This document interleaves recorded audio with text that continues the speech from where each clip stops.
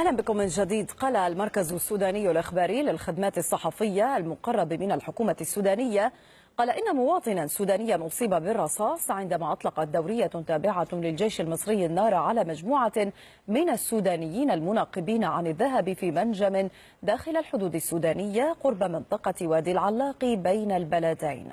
ونقل المركز الإخباري عمن قال إنه مسؤول محلي إن الدورية طاردت المناقبين وأطلقت النار عليهم، ثم اقتادت المواطن السوداني الذي أصيب إلى مقر لكتيبة مصرية من حرس الحدود حيث استجوب ثم أطلق سراحه. وأشار إلى أنه تم إسعاف المصاب بعد إحضاره إلى الحدود السودانية. ونبه المسؤول إلى أنه قبل الحادث بأيام حضر أشخاص ب5 عربات مسلحة بقيادة لواء من حرس الحدود المصرية إلى المنجم ذاته، وادعوا ملكية الحكومة المصرية للمنجم وهددوا العاملين به بالقبض عليهم. معنا من الخرطوم الصادق الرزيقي رئيس تحرير جريدة الانتباه السودانية. سيد الرزيقي، نريد في البداية أن تطلعنا بالتفاصيل عن هذه المنطقة العلاقي التي وقعت فيها هذه الحادثة. هل تقع ضمن المنطقة الحدودية حلايب المتنازع عليها بين السودان ومصر؟ أولا هذه المنطقة لا تقع في حدود حلايب، هي تقع في العمق السوداني في منطقة شمال السودان، المنطقة المتاخمة بين ولاية نهر النيل السودانية وولاية البحر الأحمر، وهي تبعد عن الحدود المصرية مسافة كبيرة جدا أكثر من 100 كيلومتر أو تزيد.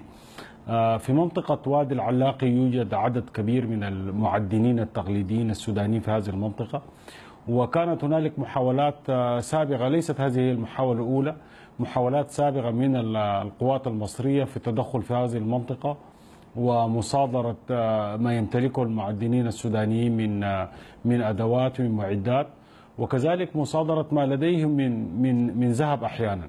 فلذلك هذه المنطقة تقع في العمق السوداني، تعرضت أكثر من مرة إلى اعتداءات مصرية، وظلت هذه الاعتداءات متكررة طوال الوقت. لكن أنا أقول أن المؤشر الرئيسي هو ليس الذهب، لأنه في منطقة وادي العلاقي توجد مدينة أثرية قديمة تعود إلى عصور ما قبل التاريخ مدفونة داخل هذه المنطقة. أنا أعتقد أن السلطات المصرية بمحاولتها وبما أن هذه العمليات تكررت كثيرا سيد هذه المدينة الأثرية، مع أن هذه حوادث الاعتداء داخل الحدود السودانية تكررت كثيرا، وكانت هناك محاولات سابقة. يذكر مسؤول المركز السوداني الإخباري للخدمات الصحفية أن هناك مجموعة من 5 أشخاص بقيادة لواء من حرس الحدود المصري قدموا إلى المنجم ذاته قبل أيام وادعوا ملكية مصر على هذا المنجم. هل تتعاطى الخرطوم رسميا مع هذه الحادثة بالسبل المتوقعة؟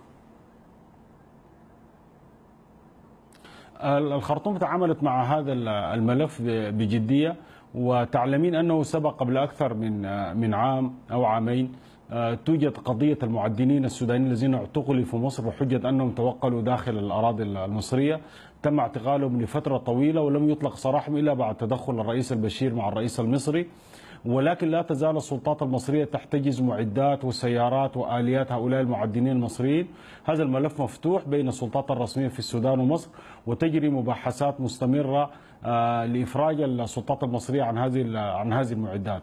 إذن هذا الملف هو ملف ساخن بين البلدين، ويمكن أن يتطور إذا ما تكررت هذه الاعتداءات على المعدنين السودانيين داخل الأراضي السودانية. وهل يمكن أن يتطور في اتجاه التأثير أصلا على المباحثات المستمرة بين مصر والسودان حول منطقة حلايب المتنازع عليها؟ هناك اجتماع اليوم للجنة القنصلية المشتركة بين البلدين، كيف تتأثر أو تؤثر هذه الجزئية على مثل هذه المباحثات؟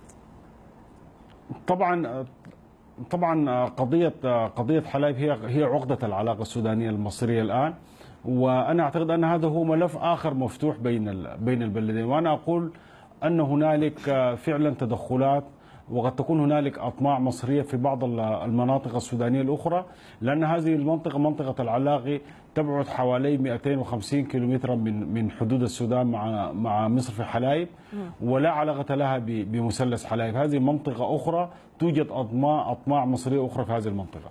الصادق الرزيقي رئيس تحرير جريدة الانتباه السودانية من الخرطوم، شكرا جزيلا لك. أكد الرئيس اليمني عبد ربه منصور هادي أن